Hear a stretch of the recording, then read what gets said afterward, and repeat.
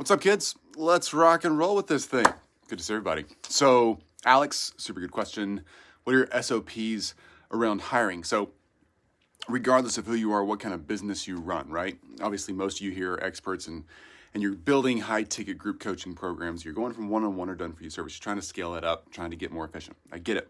All of that, though, not just moving from a one-to-one or done-for-you service to a group or course or whatever you're trying to build out, but you got to have a team. Even just the basic SOPs that you're running, checking your correspondence, emails, just handling clients coming in. You got to have team members, right?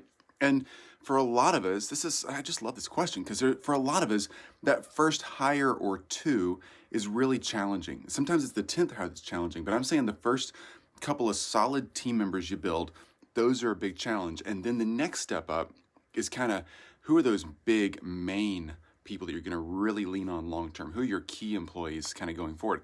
That's a big challenge. So let's talk basics here for a second. SOPs around hiring, just to answer Alex's question very, very directly. So what we do, Alex, is we've gone through lots of staffing agencies. We've done bunches of places online where you can like screen for jobs and stuff like that. Honestly, the best people we have on our team always come from referrals. So we reach out to people we know that are already having success with a team member, and we say, hey, do you mind if you ask your team member, do they know anybody like themselves? We'd like to hire them. We don't hire any friends or family, okay? So no friends of our team members or me, and no family of our team members or me get hired. So there's nothing going on there that makes that relationship set complicated. So we always look for a referral for the next hire we're going to make. Again, I don't necessarily want a referral from one of my team members, although we have our team members refer people all the time. As long as they're far enough away, it's like their best friend, then I'm cool with that. But ultimately, referrals are the best way that we found to hire the right people. Even going through all the search agencies we've used, and we've used a ton, and we've hired a ton of people over the years, referrals, because you get to know, like, and trust someone a little bit easier. They come in with a little bit of built-in credentials, particularly on the trust side, already established. That's a really big deal, right? Okay, that's number one. That's not an SOP, but just rule number one there. Number two, get ready for it not to work the first time. It's like any other relationship in life. It's like dating or anything else. Not everybody is the right fit for you, and you're gonna find your person. You're just gonna have to take time, be patient, and keep trying, all right? If you talk to somebody, you work with somebody, you get them in, and a couple weeks in, you're like, this is not the right person. Help them move on. Be kind, be gracious, but move on. Do the next one. Don't sit there and try to force something that's just not working. All right, so Alex, that's number two. Hire from referrals and expect it to take a few tries. It's okay. 5 tries, 10 tries, whatever. Expect it to take a few tries. Find the right person, stick with that person. Third thing up, let's talk pure SOP on this one, okay? Yeah, we have an SOP. We have a really simple Google Doc that we use. It's kind of a grid, and it lays out, like at the top, you make your own. At the top, we've got like a bunch of names, so you would put, if you're like interviewing 5 people for a position, we have a bunch of names at the top, so we put each person's name at the top, and then down the side, we have qualifications for the job. How many years they've been doing it? Do they have any special training? Do they have referrals?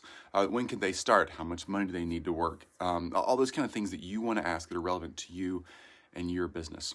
And we just compare them, all right? I'm not necessarily looking for the cheapest person to hire, that's for sure. I'm looking for the person who's the right fit, all right? Yeah, budget comes into it, but I'm looking for the person who's the right fit.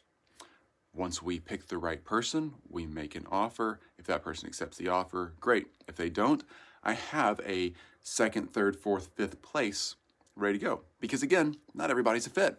So if the first person doesn't work out and it wasn't what I thought it was going to be in a few weeks, I go to the second person and say, hey, you still interested? This position's still open.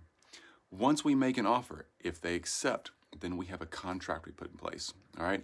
I love a good contract. There's lots online you can download. You can have an attorney do it for you, whatever. I'm sure not an attorney, can't advise you on that, but we definitely have a contract in place. It just says, hey, you're doing these jobs, we're paying you this amount, and we all have to be honest and safe and not steal each other's information, keep our client information confidential, all those sorts of things. That's important.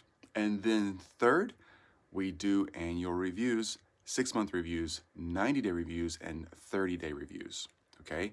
So the 30-day review is first. It's a mock review, been 30 days, how's it going? Just opens up honest conversation. Great time to make or break the relationship if it needs to happen. Also, great time to say, hey, you're awesome. We're glad you're here. Here's your review. Here's how it would have gone in real life. The next one at 90 days counts. Keep up the good work or change a few things so you can get even a little better by 90 days. We do that on a 5-point scale, 1, 2, 3, 4, 5, 1 being bad, 5 being good. And we measure the key things that their job responsibilities are. All right, that might be 7 or 8 key things on each person's review. We do that at 30 days. That's a mock review, just so they know how the process goes, gets the honest conversations going. We do that at 90 days. That's a real one. It counts. We do that at 6 months, and then every 6 months after we do reviews. We're pretty consistent. I'd say extremely consistent about that. We like our reviews, and it's important. It's so important. It gives them a chance to be honest with you, you a chance to be honest with them. And our review process is pretty back and forth. I'm not just reviewing them, they're reviewing us. Like, did I help you succeed in these categories? What could I have done or the team done better to make it work? Alex, I know I just rattled up a bunch of fast things there, but that is the SOP process. The best way I can express that for you for hiring and bringing on those key team members. If you have more questions, we have a lot of resources around that, but that's the overview, and I think those are the important parts. So if you're just jumping in on this, awesome to see you. And if you want to go back, there's a lot I just covered on how to get the right hire in and how to make sure, what's up, Cian? It's good to see you. How to get the right hire in and make sure it's the right process for you, that everybody's got a good, honest place to work and that everybody's winning together. That's so, so important. I guess the underpinning piece of all of that is just good communication, right? Communicating with the people you're asking for a referral from, communicating with them, and during the hiring process, communicating via contract. Contracts are great for communication, and then in the review process for sure. And again, don't give up. There's lots of people out there. There's a right fit for you and your business. There are dozens of right fits for you and your business. So don't give up. Keep looking for those right people, and you'll be glad you stuck with it. I got a great team. I really do. My team every now and then watches these videos. They're like, oh my gosh, I don't want to hear Chris talk again.